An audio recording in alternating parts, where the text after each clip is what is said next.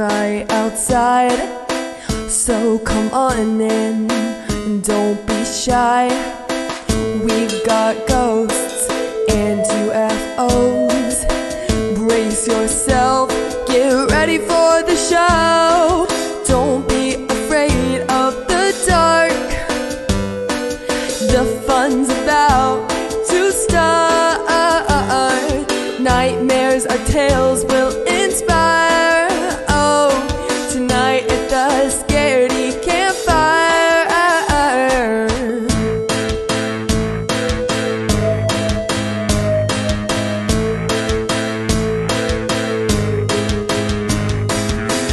Have you heard tell of a demon next door? Or maybe a cryptid on the lake shore? There's nothing too strange for us here. So if you're ready, stamp out your fear. Don't be afraid of the dark. The fun's about to start. Nightmares or tales will inspire. Tonight at the Scaredy Campfire. Whoa, whoa.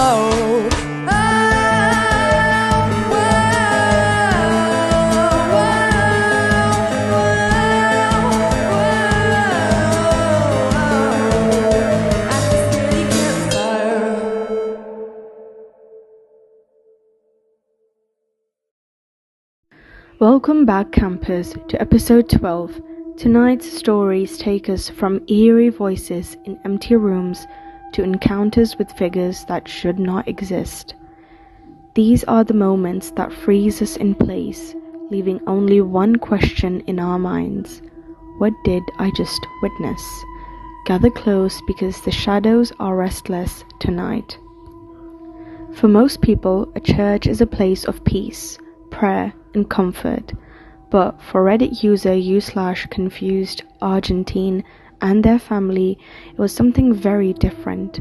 For nearly 30 years, they lived in the pastor's quarters above a church, sharing their home not only with one another, but with a presence that never let them forget they weren't alone. From footsteps and whispers to nights filled with fear, their story reveals what it's like to grow up in a place that felt more like a portal than a sanctuary. My family and I lived in the church for almost 30 years.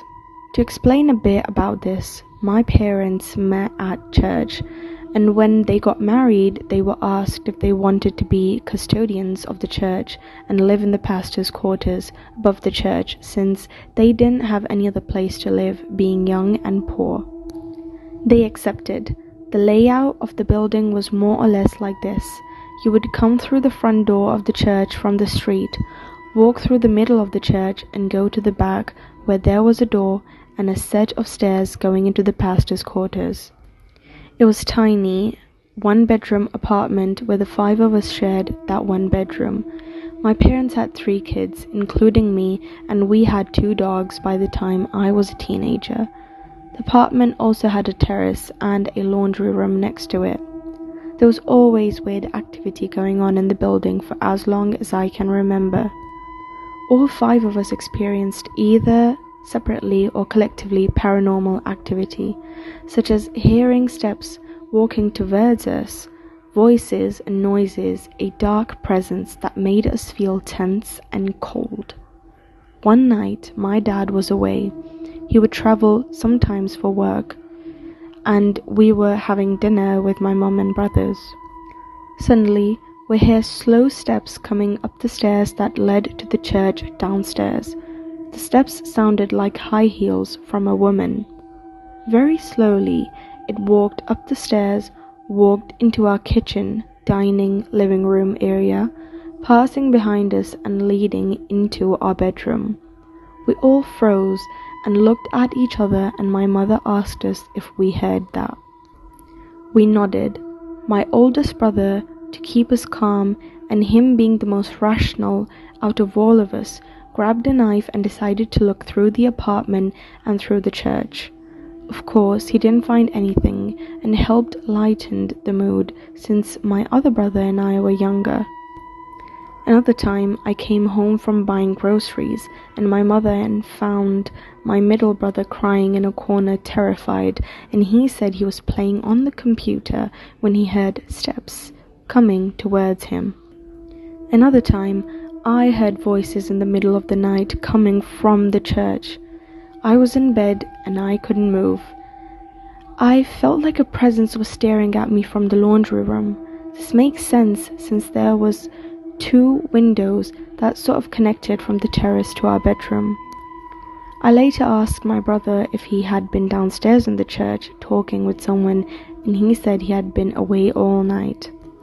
The days of most activity were Thursdays, since those were praying days at the church. They would also do funerals there, and a lady once happened to die during service and brought back to life through CPR. What I mean is, lots of spiritual activity in that place. My middle brother would always have the weirdest dreams, and we would all experience sleep paralysis quite regularly. One night, I was at a friend's birthday party at a bar, and my mum calls me completely terrified, asking me if I could come home because she was all alone, and she heard how someone ran up the stairs to our apartment and had turned on a temporary light that had a timer, which would lit up the church for about 30 seconds so you could walk through it without having to turn all the lights. She was hysterical. My mum would always appoint the apartment and the stairs, trying to keep whatever those things were at bay. My mum always experienced the worst things. She's always had like that 6th sense. She's felt things touching her or whispering on her ear at night. When we finally moved after 28 years of living here, I was 20 at the time, we never experienced that level of activity again. The new pastors decided to move in and take the apartment. They only lasted a month there.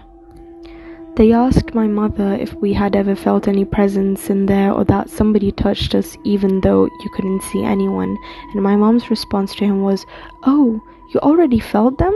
Huh? We lived with them for years." Even though I still feel sensitive to paranormal things, I've never again experienced the panic I felt in that place. Definitely a portal to another dimension. There's many more experiences I haven't written in here, like seeing a black dog running past me when walking through the church, or my dogs barking at random walls or corners. I've never posted it online before, but figured you guys would appreciate some real stories. I swear, these are all true. Edit. Just felt like I wanted to add this. One time I was alone at night and I was 20, right before we moved. I made the horrible mistake of smoking pot at the terrace. Never had done it before since we were raised hardcore Christians, and smoking pot in the church premises was like blasphemy really, lol. Then I went into the bedroom, don't know why I thought that was a good idea. All my senses heightened and felt like I could hear whispers all over, steps, and like the whole place was closing in on me. I became hyper aware of the presence there. I had to call my friend and asked her if I could sleep at her place. Could have been that I was already conditioned by the pot, but still, worst feeling ever. You have to understand that most of the time it wasn't even the things were happening, but the feeling that someone was constantly watching you, and that feeling would freeze us.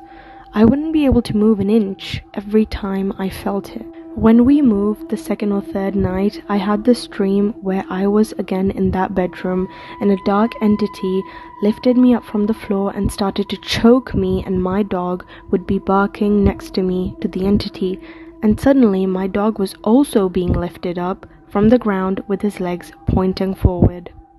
I woke up speaking prayers and went to wake up my mum scared. She told me my dad had woken up the same way, screaming, rebuking and praying just 15 minutes earlier. I remember thinking it was like the last attempt of the entities to get to us. After that, it all stopped. Even after leaving, confused Argentine and their family never forgot the weight of that church, the footsteps on the stairs, or the dark presence that seemed to watch their every move. The new pastors couldn't last a month in that apartment, confirming what they had endured for decades. Was it simply the energy of the prayers, funerals, and tragedy woven into the walls, or something else claiming that place as its own? Some buildings are never truly silent, no matter how many hymns are sung within them. Some moments are so strange, so unnerving, that they stick with you long after they happen. Reddit user u/slot specialist 2844 recalls a drive-through quiet farm country that turned into one of those moments. What began as a casual stop on a back road ended with a sight so bizarre, so unnatural, it still lingers in their memory to this day. This one time, me and a car of friends were driving down this windy back road in farm country when we stopped on the side of the road. I had been smoking a joint and maybe hit the dab pen a couple times. Anyways, I was looking around and saw this one property that had a big paved driveway leading up to a massive house. This was odd by itself, as the properties out there all are gravel. I was looking at it and pointed it out to my friend, who was stone cold sober. We were both checking it out from afar when we see these two older people. They were walking backwards up the driveway perfectly in sync. When I say perfectly, I mean perfectly. Each step was equal, the swing of their arms, even the bob of their heads. It was one of the weirdest things I've ever seen. We watched, jaws agape, till they reached the top and turned around a corner, still walking backwards. I turned to my buddy and asked if he saw what I think we had witnessed. He just looks at me and says, "We need to leave." They had no faces, just blank, haunting canvas. To this day, u/slot specialist 2844 can't forget the sight of those two figures, moving in flawless unison, faceless and unnatural. Was it a trick of perception, a strange coincidence, or something far more unsettling? Sometimes it isn't shadows or voices that disturb us the most, but the things that move just a little too perfectly. And that wraps up episode 12. What lingers is not just the fear of what was seen or heard, but the unsettling truth that not everything around us can be explained away. Thank you for keeping the fire alive, campers. Until next time, trust your instincts and never ignore the silence when it feels too heavy.